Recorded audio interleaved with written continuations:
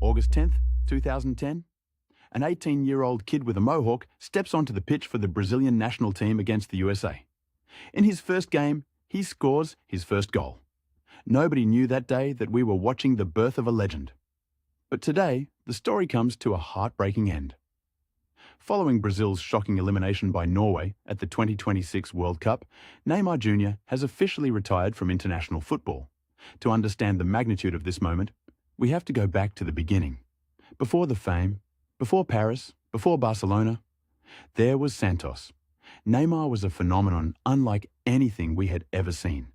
He played with a joy and a flair that reminded the world of why football is called the beautiful game. He was doing things at 19 years old that seasoned veterans couldn't even dream of, winning the Puskas Award and bringing the Copa Libertadores back to Santos. Then came the inevitable move to Europe. Barcelona, the formation of MSN, Messi, Suarez, Neymar. Arguably the deadliest attacking trio in the history of the sport. Together, they conquered Europe. Neymar wasn't just a sidekick, he was the main event. Who could ever forget La Remontada? That impossible 6-1 comeback against PSG where Neymar put the entire team on his back and did the impossible. But Neymar wanted to be the main man, the undisputed best in the world. This led to his world record transfer to Paris Saint-Germain. He brought magic to the French capital, leading them to a Champions League final and delivering moments of pure, unadulterated brilliance. Despite the injuries that plagued his time in Paris, when Neymar was on the pitch, he was unplayable. Yet, through all the club success, his heart always beat fastest for Brazil.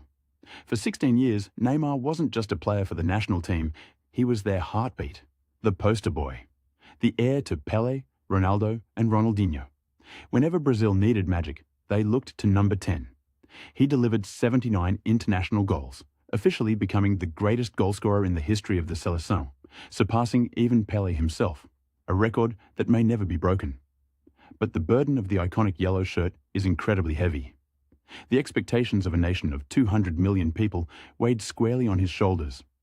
We all remember the devastating back injury in the 2014 World Cup on home soil, watching him leave the pitch on a stretcher as the nation wept. We remember the penalty shootout heartbreak against Croatia in 2022, where his incredible extra-time goal wasn't enough. And now, the final crushing whistle against Norway in 2026. Despite pulling a goal back in the dying moments, it wasn't enough. Neymar gave his blood, sweat, and tears for his country. He pushed his body to the absolute limit. He may be retiring without a World Cup trophy, but his legacy is completely untouchable.